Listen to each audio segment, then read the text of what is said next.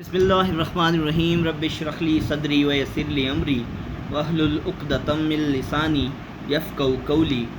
میں ہوں آپ کا اردو ٹیچر وقاص اعظم اور آپ کو Noor school and college Google classroom میں خوش آمدید کہتا ہوں۔ طلبہ، ہم علامہ اقبال کی پہلی غزل پڑھ رہے ہیں اور آپ نے دیکھا کہ 5ویں شعر میں اقبال نے اہل دل کا لفظ استعمال کیا۔ اہل دل سے مراد اللہ تعالیٰ کے نیک اور برگزیدہ بندوں اور اولیاء اللہ کے کرامات کا ذکر کیا ہوا ہے انہوں نے کہ وہ باکمال لوگ ہوتے ہیں اور آن کی آن میں دلوں میں انقلاب برپا کر لیتے ہیں۔ دیکھیں نا، اہل دل کے سینوں میں کیا چھپا ہوتا ہے، اور ان کو کیسی کرامات سے، ایسی کون سی کرامات ہوتی ہیں جن سے ان کو نوازا ہوتا ہے اور وہ بھٹکے ہوئے لوگوں کو سیدھی راہ پر لے آتے ہیں۔ ان کے اندر یہ طاقت پوشیدہ ہوتی ہے، اور یہ طاقت کس کے اندر پوشیدہ ہوتی ہے؟ اہل دل کے اندر، یعنی کہ اللہ کے نیک اور برگزیدہ لوگوں کے اندر یہ طاقت پوشیدہ ہوتی ہے کہ وہ مردہ دلوں کو زندہ کر سکتے ہیں۔ وہ لوگ جن کی روحانی اعتبار سے موت واقعہ ہو چکی ہو ان کو پھر سے روحانی طور پر زندہ کر سکتے ہیں۔ یہ عاشقان خدا ان لوگوں کے اندر ایمان کی بجھی ہوئی شمع کو پھر سے روشن کر دیتے ہیں۔ آج ہم چھٹے شعر سے آغاز کریں گے۔ سب سے پہلے دیکھتے ہیں کہ چھٹا شعر ہے کیا۔ نہ پوچھ ان خرقہ پوشوں کی ارادت ہو تو دیکھ ان کو، ید بیضا لیے بیٹھے ہیں اپنی آستینوں میں۔ حسب روایت سب سے پہلے ہم نے مشکل الفاظ دیکھنے ہیں اور اس کے بعد ہم فنی محاسن کی طرف آئیں گے۔ خرقہ پوش کہتے ہیں فقیروں جیسا لباس پہننے والے صوفی لوگ، درویش لوگ خرقہ پوش کہلاتے ہیں، جن کو پھٹے پرانے کپڑے لگے ہوئے ہوتے ہیں۔ ارادت کا مطلب ہے عقیدت، ید بیضا کا مطلب ہے چمکتا ہوا ہاتھ، اور آستینوں کا مطلب ہے بازو۔ آستین کا مطلب ہے بازو۔ اب آتے ہیں فنی محاسن کی طرف۔ تو فنی محاسن کیا ہیں جی؟ ید بیضا کا لفظ آیا ہے، میں نے سند تلمی آپ کو پڑھائی ہے، اس سے پہلے میرا لیکچر جو ہے اسی سند پہ تھا۔ تو ید بیضا کا لفظ سن کر ہمارے ذہن میں حضرت موسیٰ علیہ السلام کا واقعہ ذہن میں آتا ہے کہ جب وہ اپنا ہاتھ جو ہے وہ بغل میں رکھتے تھے تو جب باہر نکالتے وہ ہاتھ روشن ہو جاتا تھا۔ چمکتا ہوا ہاتھ جد کہتے ہیں ہاتھ کو، اور بیضا کہتے ہیں سفید ہاتھ، چمکتا ہوا ہاتھ۔ اچھا، اس کے علاوہ فنی محاسن کے اعتبار سے خرقہ پوش اور آستین اور یہ الفاظ بھی جو ہیں یہ کیا ہیں؟ یہ سند میرات النظیر ہیں، وہ بھی میں آپ کو پڑھا چکا ہوں۔ اب آتے ہیں اس کی تشریح کی طرف۔ اقبال کہتے ہیں کہ ان پھٹے پرانے لباس پہننے والوں کے بارے میں سوال مت کرو، نہ پوچھ ان خرقہ پوشوں کی، اور تم کیوں ان کے بارے میں سوال کرتے ہو؟ خرقہ پوش، پھٹے پرانے لباس پہننے والوں کے بارے میں اگر ان سے عقیدت ہے، اگر ان سے محبت ہے، اگر ان سے انس ہے تو جا کر ان کو قریب سے دیکھ لو۔ یہ اپنی آستینوں میں ید بیضا لیے بیٹھے ہیں، یعنی کہ جو معجزات نبیوں کو دیے ہوئے تھے اسی طرح کی کرامات ان کو بھی اللہ تعالیٰ نے دی ہیں۔ اس شعر میں شاید دنیا دار لوگوں کو سمجھانا چاہتے ہیں جو دنیا سے لو لگائے بیٹھے ہیں کہ ان درویش صفت لوگوں کے معمولی لباس کو دیکھ کر ان کو حقیر مت جانو، یہ تو بڑے بلند درجے والے لوگ ہیں۔ اور ان عاشقان خدا کی یہ شان ہوتی ہے کہ بظاہر پھٹا پرانا لباس پہنے ہوتے ہیں، لیکن باطنی طور پر، اندرونی طور پر، پوشیدہ طور پر ان کی آستینوں میں ید بیضا، یہ ید بیضا کا مطلب یہاں پہ کیا ہوگا؟ کرامات۔ ید بیضا پوشیدہ ہوتا ہے، ید بیضا چمکتا ہوا ہاتھ حضرت موسیٰ کا معجزہ تھا جو فرعون کا مقابلہ کرنے کے لیے عطا ہوا تھا۔ یہاں مراد یہ ہے کہ ان کو اللہ تعالیٰ نے قوتوں سے نوازا ہوتا ہے، اللہ تعالیٰ نے معجزاتی قوتوں سے نوازا ہوتا ہے، لہٰذا ان اولیاء اللہ کی ان کو عام لوگ مت جانو، یہی معرفت کے مقام پر پہنچے ہوئے لوگ ہیں، ان کی قدر کرو اور ان سے فیض حاصل کرو۔ اقبال نے کہا تھا اگر کوئی مرتبہ چاہیے تو کر خدمت فقیروں کی، نہیں ملتا یہ گور بادشاہوں کے خزینوں سے۔ اقبال کہتے ہیں اگر تمہیں کوئی مرتبہ چاہیے تو تم صوفی اور درویش لوگوں کی خدمت کرو، ان کے پاس جا کے بیٹھو، تمہیں وہاں سے روحانی تسکین مل سکتی ہے۔ 7ویں شعر کی طرف آتے ہیں. محبت کے لیے دل ڈھونڈ کوئی ٹوٹنے والا، یہ وہ میں ہے جسے رکھتے ہیں نازک آبگینوں میں. حسب روایت سب سے پہلے ہم نے الفاظ معنی دیکھنے ہیں، اور کوئی اور لفظ تو اس میں زیادہ مشکل نہیں ہے. ہاں، میں کا لفظ ہے. میں کہتے ہیں شراب کو، میں کہتے ہیں شراب، میں کہتے ہیں شراب کو، اور ابگینا کہتے ہیں شیشے کے نفیس برتن کو. شیشے کا برتن، کانچ، شیشہ. اب آتے ہیں اس کے فنی محاسن کی طرف. ہاں، دل اور محبت جو ہے یہ صنعت مرات النظیر ہے، یہ ایک ہی قبیل سے تعلق رکھتے ہیں. میں نے صنعت مرات النظیر کا لیکچر آپ کو اپلوڈ کیا ہوا ہے، اور اس میں بتایا ہوا ہے کہ جو الفاظ ایک ہی قبیل سے تعلق رکھتے ہوں وہ صنعت مرات النظیر کہلاتے ہیں. اچھا، میں اور ابگینا جو ہے یہ بھی صنعت مرات النظیر ہیں، یعنی کہ یہ ایک ہی قبیل سے تعلق رکھتے ہیں. اب آتے ہیں اس کی تشریح کی طرف. تو شاعر نے اس شعر میں محبت کے جذبے کو میں یعنی شراب کہا ہے. محبت کے جذبے کو کیا کہا ہے؟ شراب کہا ہے. اس کی وجہ یہ ہے کہ محبت کا نشہ بھی شراب کے نشے کی طرح ہوتا ہے، جو انسان کو دوسروں سے غافل کر دیتا ہے. انسان بے خود ہو جاتا ہے. شراب کو شیشے کے خوبصورت اور نازک برتنوں میں رکھتے ہیں. اس طرح محبت کے لیے بھی کوئی نازک سا نرم سا دل ڈھونڈ، کوئی ٹوٹنے والا دل ڈھونڈ، کوئی ٹوٹنے والا دل. اب وہ ٹوٹنے والا دل کون سا ہے؟ دیکھیں ذرا، لفظ استعمال ہوا ہے دل ٹوٹنے والا. او بھائی، دل ٹوٹنے والے سے مراد ہے نازک سا دل، نرم سا دل. اچھا، یہ وہ جذبہ ہے جو ہمیشہ سے نرم و نازک طبیعتوں میں ودیت کیا جاتا ہے. چونکہ یہ محبت ایک ایسا جذبہ ہے جو صرف نرم و نازک طبیعتوں کے مالکوں کو نوازا جاتا ہے. سخت دلوں میں محبت جیسے جذبے کی گنجائش نہیں ہوتی. سنگ دل اور ظالم انسان کو دوسروں کے جذبات کا احساس ہی نہیں ہوتا. سنگ دل شخص کو کیا پتہ ہے دوسرے کے جذبات کا احساس ہی نہیں ہوتا. وہ جذبوں کی قدر کرنا جانتا تک نہیں. یعنی کہ سنگ دل شخص کی محبت میں تمہارے ہاتھ میں رسوائیوں اور رونے دھونے کے سوا کچھ بھی نہیں آئے گا. اس لیے محبت کرنا چاہتے ہو تو کسی اساس نرم دل. اب دیکھیں یہ ٹوٹنے والا دل کون سا ہے؟ اساس دل، نرم دل، شگفتہ مزاج ہونا، شائستہ مزاج ہونا.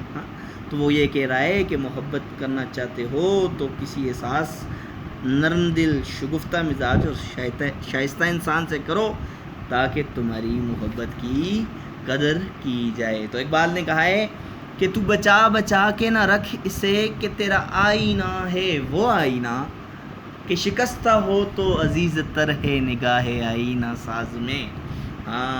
تو محبت کے لیے اگر کوئی دل ڈھونڈنا ہے تو پھر تمہیں نازک اور نرم دل ڈھونڈنا ہوگا، جو شیشے کی طرح نازک بھی ہوتا ہے اور نرم بھی ہوتا ہے.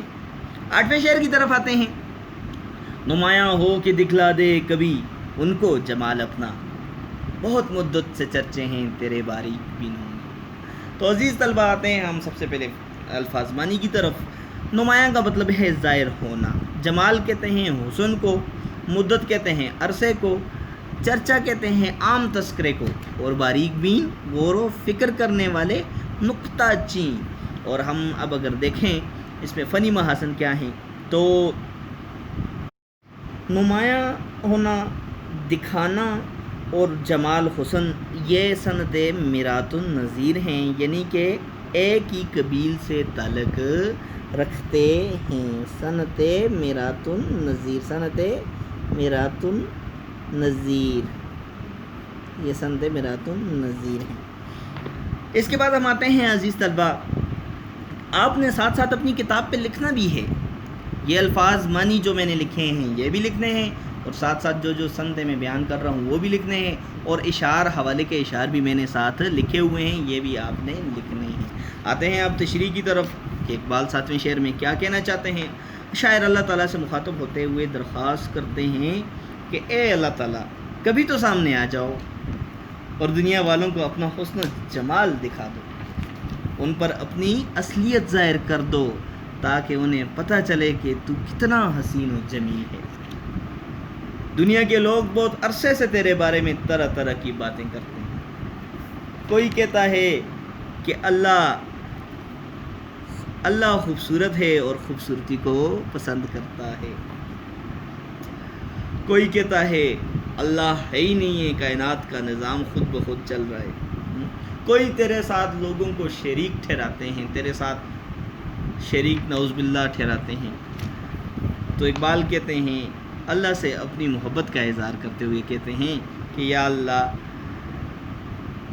ان سب کو اپنے دیدار کا شرف بخش دے تاکہ ان لوگوں کے بیس و مباحثے اور انتظار کا خاتمہ ہو۔ اللہ کا دیدار صرف شاعری نہیں بلکہ ہر مومن جو ہے اللہ کے دیدار کی آرزو کرتا ہے، لیکن حقیقت یہ ہے کہ اس دنیا میں کوئی انسانی آنکھ اللہ کو دیکھنے کی طاقت نہیں رکھتی۔ یہی وہ مطالبہ تھا جو حضرت موسیٰ علیہ السلام نے کوہ طور پر کیا تھا۔ انکار ہوا، لیکن بار بار کے تقاضے کے بعد جب اللہ نے ایک معمولی جلوہ دکھایا تو طور بھی جل گیا اور موسیٰ بے ہوش ہو گیا۔ لیکن اقبال کا ایک شوخی اور ایک بار اللہ تعالیٰ سے التجا کرتے ہیں کہ اللہ کبھی حقیقت کی دنیا میں آ کے اپنا جلوہ دکھا، کیونکہ یہ جو غور و فکر اور نکتہ چین لوگ ہیں یہ طرح طرح کی باتیں تیرے حوالے سے کرتے ہیں۔ اور اقبال نے کہا تھا کہ کبھی یہ حقیقت منتظر نظر آ لباس مجاز میں کہ ہزاروں سجدے تڑپ رہے ہیں میری جبین نیاز میں۔ تو اقبال چاہتے ہیں کہ یا اللہ تو سامنے آ کہ ہزاروں سجدے ہماری زمین میں ہمارے ماتھے میں تڑپ رہے ہیں، تو کبھی اپنا جلوہ دکھا دے، اور تاکہ یہ جو غور و فکر کرنے والے اور نکتہ چین لوگ ہیں ان کی زبانیں بھی بند ہو سکیں۔ 8ویں شعر کی طرف آتے ہیں۔ اقبال کہتے ہیں خاموش دل بری محفل میں چلانا نہیں اچھا، ادب پہلا کرینہ ہے محبت کے کرینوں میں۔ ہاں جی، سب سے پہلے ہم آئیں گے الفاظ معنی کی طرف۔ چلانا کہتے ہیں شور کرنے کو، کرینہ سلیقہ، اور کرینوں اس کی کیا ہے؟ جمع ہے۔ سلیقہ ڈھنگ، طور طریقہ۔ فنی ماسن کے اعتبار سے خاموش دل بری محفل میں چلانا نہیں اچھا، ادب اور کرینہ یہ سارے کیا ہیں؟ یہ صنعت میرات النظیر ہیں، یعنی کہ ایک ہی قبیل سے تعلق رکھتے ہیں۔ اور کرینہ کا لفظ 2 دفعہ آیا ہے تو یہ صنعت تکرار بھی ہے۔ صنعت تکرار میں نے آپ کو پڑھایا تھا کہ ایسے الفاظ جو 2 یا 2 سے زیادہ بار آئیں کلام میں اسے صنعت تکرار کہتے ہیں۔ اب آتے ہیں تشریح کی طرف۔ شاعر کہتے ہیں کہ محبت کے کچھ اصول ہوتے ہیں، ان اصولوں کی پاسداری عاشق پر لازم ہوتی ہے۔ عاشق نے ان اصولوں کو ملوز خاطر رکھنا ہے، اور ان میں سے ایک اصول ہے محبوب کا ادب۔ اور محبوب کا ادب ملوز خاطر رکھتے ہوئے محفل میں خاموش بیٹھے رہنا، تحمل سے بیٹھے رہنا، خاموشی سے بیٹھے رہنا، اور پردہ داری سے کام لینا۔ بری محفل میں نہ تو محبوب کا نام لیا جائے، نہ شکوہ و شکایت کی جائے، نہ آنسو بہائے جائیں، ورنہ در پردہ جو محبت ہوتی ہے، جو چھپی ہوئی محبت ہوتی ہے، وہ آشکارا ہونے کا امکان رہتا ہے۔ پاس نہ منہ سے عشق تھا ورنہ کتنے آنسو پلک پر آئے تھے۔ شاعر کہتا ہے کہ مجھے محبت کا پاس تھا، لحاظ تھا، نہیں تو تمہارے ہجر میں بہت سے آنسو ہماری آنکھوں سے امڑ آئے تھے۔ اقبال کہتے ہیں کہ اے دل، محبت کا یہ تقاضا ہے کہ بھری محفل میں محبوب کی عزت کو ملوز خاطر رکھا جائے۔ اور ایک اور شاعر نے کہا ہے کہ دیکھنا بھی تو دور سے دیکھا کرنا، شیوہ عشق نہیں ہے حسن کو رسوا کرنا، یعنی کہ حسن کو یا محبوب کی عزت کا خیال عاشق کو سب سے پہلے ہوتا ہے۔ آخری شعر کی طرف آتے ہیں۔ یہ اس غزل کا مقطع ہے، اور مقطع غزل کے اس شعر کو کہتے ہیں جس میں شاعر اپنا تخلص لا کے بات کو قطع کر دیتا ہے۔ برا سمجھوں انہیں مجھ سے تو ایسا ہو نہیں سکتا کہ میں تو خود بھی ہوں اقبال اپنے نکتہ چینوں میں۔ ہاں جی، سب سے پہلے الفاظ معنی دیکھتے ہیں۔ نکتہ چین کہتے ہیں عیب ڈھونڈنے والے، عیب ڈھونڈنے والے، برا ناگوار، اور اس میں کوئی لفظ مشکل نہیں ہے۔ اور اب ہم فنی محاسن کی طرف آتے ہیں۔ محاسن کے اعتبار سے اس میں سند تضاد پائی جاتی ہے، انہیں اور میں، یہ کیا ہے؟ سند تضاد۔ اب آتے ہیں اس کی تشریح کی طرف۔ غزل کے مکتب میں اقبال اپنے آپ سے مخاطب ہو کر کہتے ہیں کہ اقبال، اگر لوگ مجھ پر تنقید کرتے ہیں، میری خامیوں کی طرف اشارہ کرتے ہیں، میری شاعری پر طرح طرح کے تبصرے کرتے ہیں، تو میں انہیں روکتا بھی نہیں اور برا سمجھتا بھی نہیں، کیونکہ یہ لوگ دراصل میری اصلاح چاہتے ہیں۔ دوسروں کا کیا ذکر کروں، میں تو خود بھی اپنے اور اوپر تنقید اور نکتہ چینی کرتا رہتا ہوں، یعنی کہ اپنی غلطیوں کو سدھارتا رہتا ہوں، کوشش کرتا ہوں کہ جو غلطیاں مجھ سے سرزد ہوتی ہیں وہ دوبارہ سرزد نہ ہوں۔ کیا نہ ہوں؟ دوبارہ سرزد نہ ہوں۔ ہاں، اپنے کردار اور اپنی شاعری دونوں کا جائزہ لیتا رہتا۔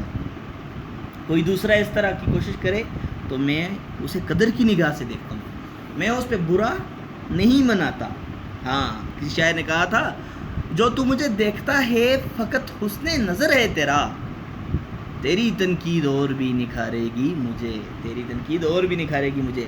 یہ بڑی بات ہوتی ہے، اس سے انسان کی اعلیٰ ظرفی ظاہر ہوتی ہے، ورنہ عام طور پر خامیوں کی نشاندہی پر لوگ برا مانتے ہیں اور اپنی خامیوں کا دفاع کرتے ہیں، اور کبھی کبھار تو خامیوں کی نشاندہی کرنے والوں سے بدتمیزی سے بھی پیش آتے ہیں۔ اقبال کہتے ہیں کہ ہر وقت اپنے اوپر اعتراض کرنے والوں کے اعتراضات اور مصلحین کی تجاویز کو خوش آمدید کہتا ہوں میں، مجھے یہ برا نہیں لگتا، اور ہر وقت اپنی شاعری اور اعمال و کردار پر نظر ثانی کرنے اور اصلاح کرنے کے لیے تیار رہتا ہوں۔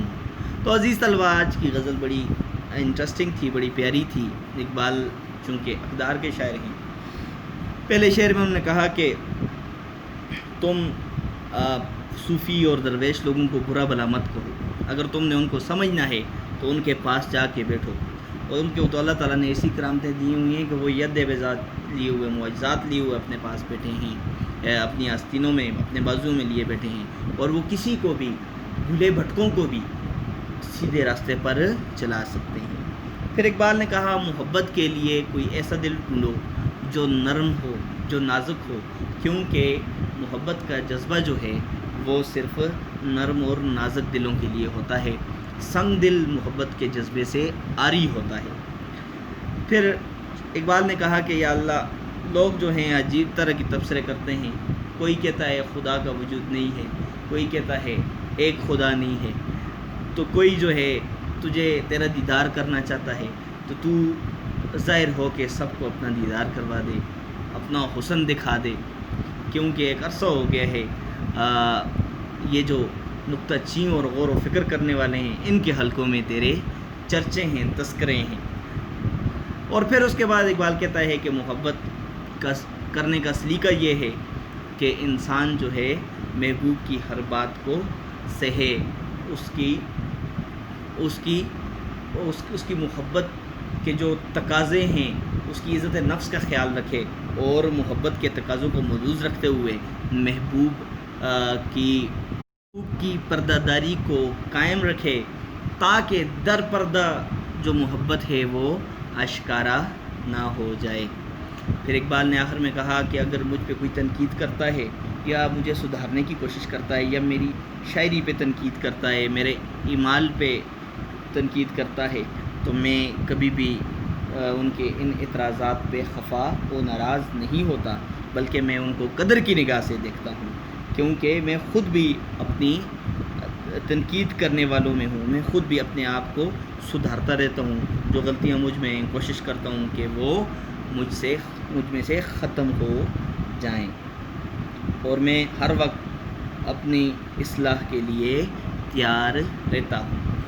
عزیز طلبہ، آپ نے دیکھا آج کی غزل جو ہے، یا آج کا موضوع جو ہے، وہ بڑا انٹرسٹنگ تھا۔ اب اگر آپ کو اس غزل میں سے کسی چیز کی سمجھ نہیں آئی تو آپ کمنٹ میں اپنی رائے کا اظہار کر سکتے ہیں، اور اگر آپ نے اس کو اچھی طرح سے سمجھ لیا ہے اور پڑھ بھی لیا ہے تو آپ نے کتاب پہ بھی لکھنا ہے، اور آپ نے چھٹا اور آخری شعر اس کی تشریح اور حوالہ شعر لکھ کر مجھے سینڈ کرنا ہے، جو میں چیک کر کے آپ کو واپس بھیجوں گا۔ اللہ تعالیٰ آپ کا حامی و ناصر ہو۔ اللہ حافظ۔